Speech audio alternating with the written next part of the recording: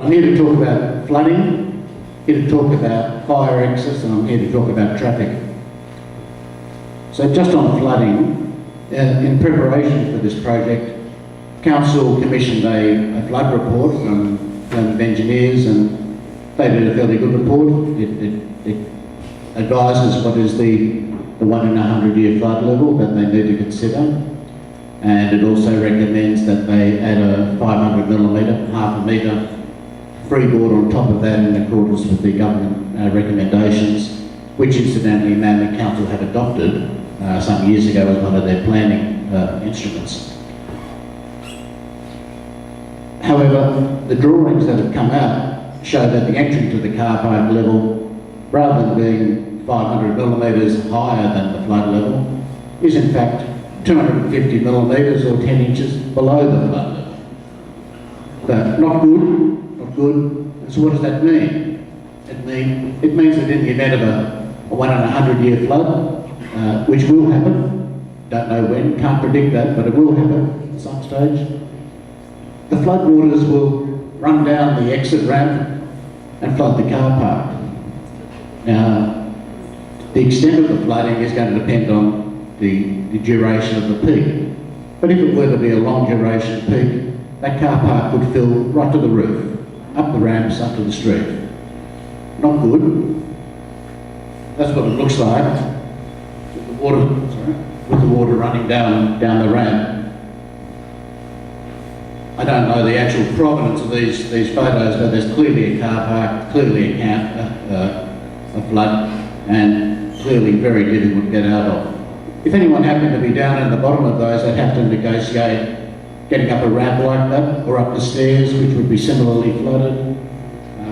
The lifts would probably be out of action because of the water. They'd also have to contend with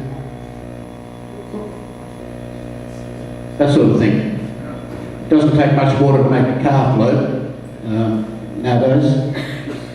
So I can't imagine mothers with young kids or the old people, infirm, people on walking frames, having much luck. Good luck. Next one I want to talk about is fire. Every significant building in this country has to be designed and constructed in accordance with the Building Code of Australia. And for car parks with multiple exits like this one, the car park has to be constructed so that the maximum distance you have to walk to a fire exit is 40 metres. In this car park, the maximum distance from the worst possible place is over 60 metres. So I don't know what they can do about that, short of putting a fire stair up somewhere near a square leg of the cricket or halfway along the halfway line for the rugby. It's a fairly difficult problem. And whatever you do is going to completely disrupt traffic within the car park. So not a good outcome. It just doesn't comply. It should never have got to the point of being submitted as a design, but it has. And because what would happen, you get a fire, and there's a lot of fuel in the car park, a lot of cars, a lot of petrol. They don't all hold the petrol in. I used to have a car that used to leak petrol all the time. Doesn't take much for something like that to go off. Same problem, very difficult to get away from the smoke that would come from burning tyres and so on. And traffic's probably the biggest one and the hardest one to explain and to get around. Sydney Road is the area where all the traffic problems are.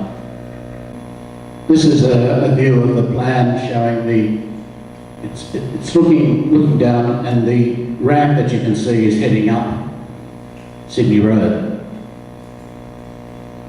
I can't point to it, but you've got to imagine it's there. It shows it looks like it's about a quarter of the drawing long and heading up the hill. In fact, it's not. Sydney Road will become one lane in both directions from Belgrave Street up to a point, some short distance, maybe 30, 40 metres below James Street. James Street is a little one-way street that comes up to Fairlight Street, just below that little set of shops halfway up the hill. It needs to be up that far because the ramp will be 150 metres long, come coming up from the car park, because City Road is going to be, or is, as steep as the ramp can be for that first 50, 60, 70 metres. So for the first 50, 60, 70 metres of its distance, that ramp goes absolutely nowhere. If it starts at 3.5 metres deep, it'll still be 3.5 metres deep after 50, 60 metres. And it's only after it gets past that bus stop halfway up the hill that it'll start to make any impression. And then it's about another 100 metres till we'll actually achieve grade with City Road. Which means that those garages that Jack spoke about going to be severely obstructed. The ramp will go past the front. Access will be fairly awkward. And there will only be, because of the width of this ramp, which is over 4 metres from outside of wall to outside of wall, there is only room left for 2 lanes in City Road. No traffic parking, 1 lane down the hill, 1 lane up the hill.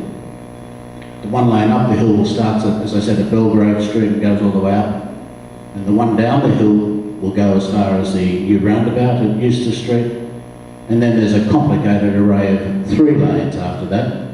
1 lane is the entrance ramp into the car park. You can just see it at the bottom of the photograph, and I've got the plans up here, you can come and look at later. It then also accommodates the exit ramp, which heads east. There are only 1 entrance ramp, make life hard, only 3 metres, single car width for a 480 odd space car park. The through lane goes through the middle, and there's a right turn slip lane that will enable traffic to go into Belgrave Street and down to Manly Wharf. But what are the consequences? You've got City Road 1 lane uphill.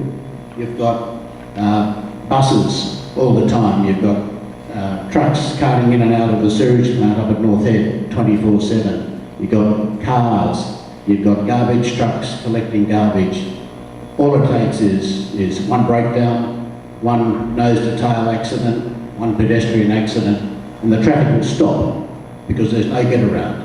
You can't just swing into the other lane and go around it because there's a stupid great concrete wall, 1.5 metres or 1 and a bit metres high. You can't get past it, you're stuck. And ditto coming down. But the crowning glory is this roundabout at Eustace Street. The whole point of the roundabout is to enable cars coming from Pittwater Road or from East Hill or from Manly Wharf area to get to the car park without having to go through all the narrow lanes in Western Manly up round Griffith Street and all those areas. So they will get funnelled into the single lane heading up Sydney Road. They'll get as far as Eustace Street, and then they'll do a U-turn at the roundabout and slip down into the car park. That's fine, except the roundabout changes all the dynamics of that intersection. At the moment, traffic coming down the hill has complete right-of-way over everything, and it doesn't have to do anything until it has to stop at the traffic lights. It will now be subject to any cars in the roundabout, because under roundabout rules, once a car's in a roundabout, it has a right-of-way. So now cars can almost with impunity do a U-turn or a right turn in front of the oncoming traffic, and it will have to stop. It's a very steep hill. You get some very big vehicles coming down there. Have we not learned anything from those horrible accidents at the bottom of Warringah Road out at Office Works, the Bond factory? Do we need to have people burned to death again at places like this? It's just an insane solution. It really is.